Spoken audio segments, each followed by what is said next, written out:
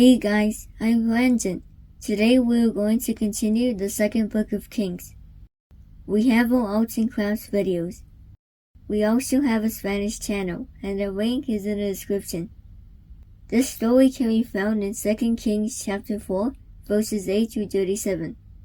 Let's listen to the story. One day the prophet Elisha went to Shunem. A wealthy woman was there, who urged him to stay for a meal. So whenever he passed by, he would stop by to eat with her and her husband. The couple knew that Elisha was a holy man of God, and they built a small room on the roof and furnished it with a bed, a table, a chair, and a lamp. It was to be a guest room for Elisha to use wherever he was in the area.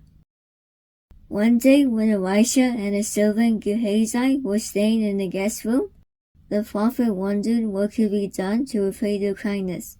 Gehazi said, "She has no son, and her husband is old." "Call her," said Elisha. The woman came and stood in the doorway. "About this time next year you will hold a son in your arms." Elisha told her. "Please, man of God, don't mislead me," she said. But the woman did become pregnant, and the following year she gave birth to a son, just as Elisha had told her.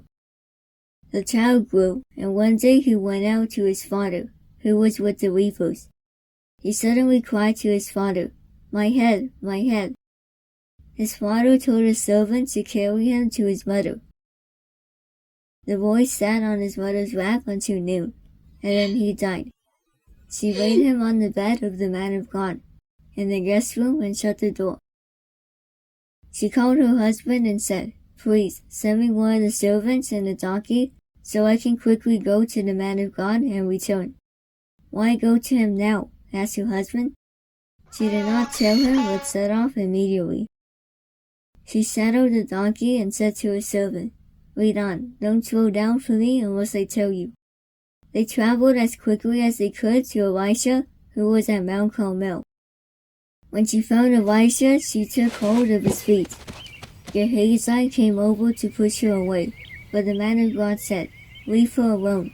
She is in bitter distress, but the Lord has not told me why." "Did I ask you for a son, my Lord?" she said. "Didn't I tell you, don't raise my hopes?"